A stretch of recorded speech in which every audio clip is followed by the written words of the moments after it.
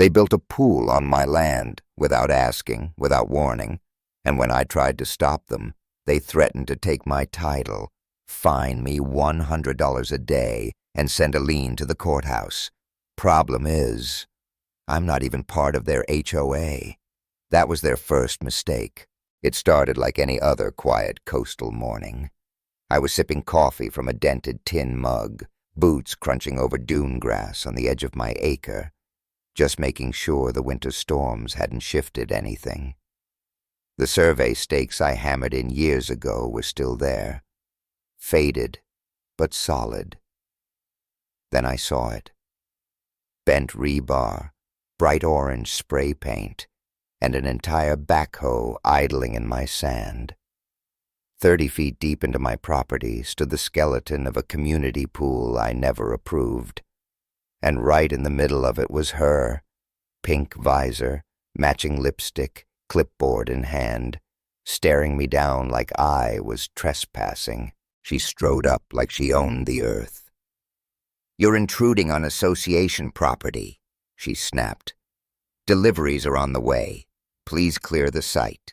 "Association?" I asked. She tilted her head. "Bay Ridge Bluffs HOA," she said like it was the Supreme Court. "This pool will raise everyone's property values, including yours." "My boundary is that stake," I pointed. "Everything east of it is mine, always has been." She gave this fake little laugh and gestured like she was shooing away a weed. "That strip belongs to us now. The county encourages shared amenities." Then she nodded at the backhoe driver. The engine revved, hard, and the bucket dropped with a thud like it was daring me to move.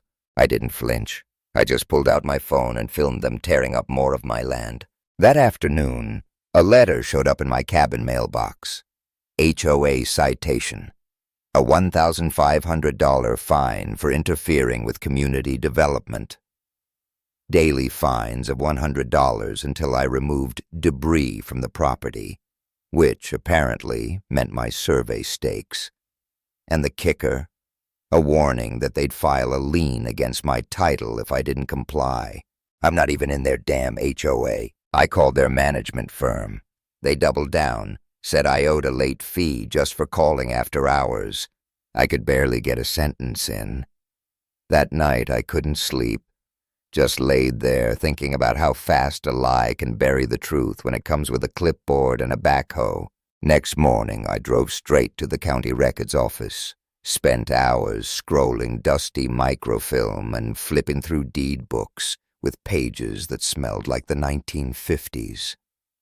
Turns out my grandfather bought this land in 1952, long before Bay Ridge Bluffs was a sparkle in a developer's eye. Then I found the gold, a drainage easement across the southern edge of my land marked in bold stating, "No permanent structures allowed." And guess what? That pool was sitting dead on top of it. I filed a formal complaint with zoning. Meanwhile, HOA crews kept working, pouring slurry into the lowland swale, trenching through the sand, dumping concrete like they owned the coast. I filmed every second. A week later, 2 county inspectors showed up. They taped a red stop work order to the gate and strung caution ribbon around the site. By sunset, the ribbon was gone.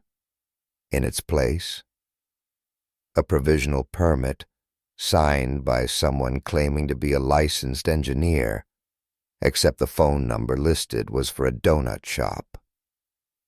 I called the state board. No such engineer. I knew right then, this wasn't just overreach. It was fraud. And just like clockwork, I got hit with a second fine. $4,000 this time. The HOA claimed my videos were defamatory, said I was harassing them by documenting what was lawfully theirs. I hired a boundary attorney named Emma Sullivan. She specialized in property fights, and she had the attitude of a bulldog who'd been kicked too many times. She filed for an injunction immediately. Then she asked me a weird question. "What did it feel like when you found the pool?" I blinked. It felt like robbery. Emma grinned.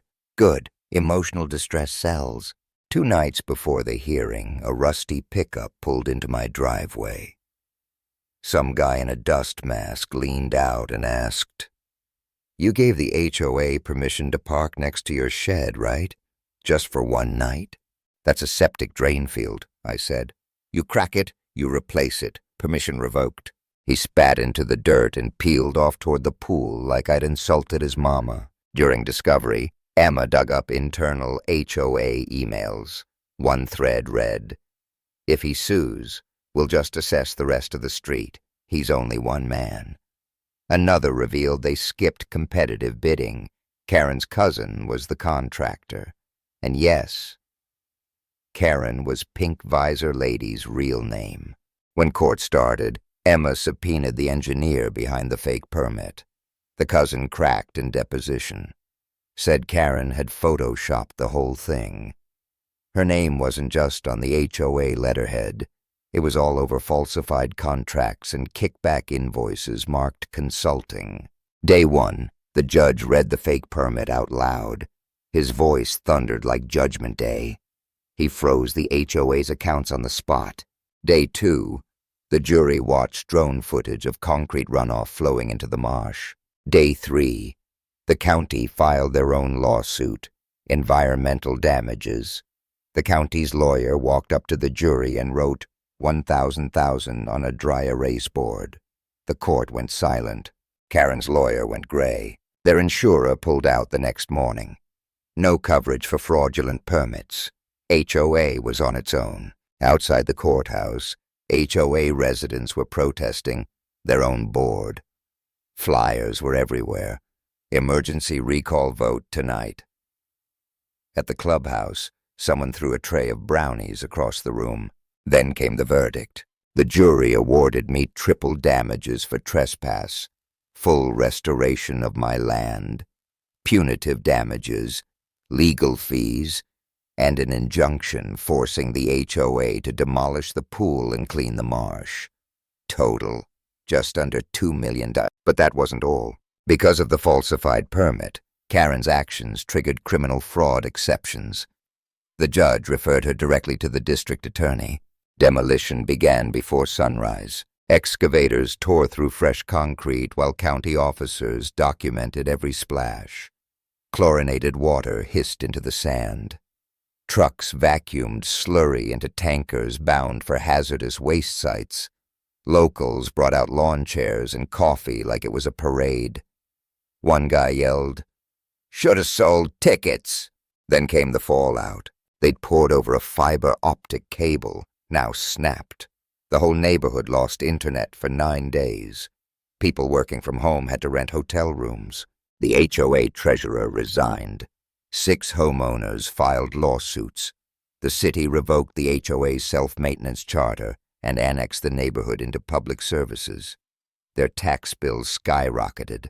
2 weeks later, the HOA declared bankruptcy. Karen tried to hide assets. Didn't work. Fraud exception. She lost her house in an auction. Some telecom company bought the lot and stuck a 40-foot fake pine tree on it as a cell phone relay tower. At night, the red diode blinks like a warning. Right over Bay Ridge Bluffs. And me? I replanted the land. Quince trees, fig, pomegranate. The county pays me a small leasing fee for a stormwater monitor installed where the pool used to be. Some mornings I sit on the cedar bench, listening to bees hum in the breeze, and I can't help but smile when neighbors pass by and ask, "Was that really a swimming pool?" I just nod and let the wind answer. So tell me, who really owned that land?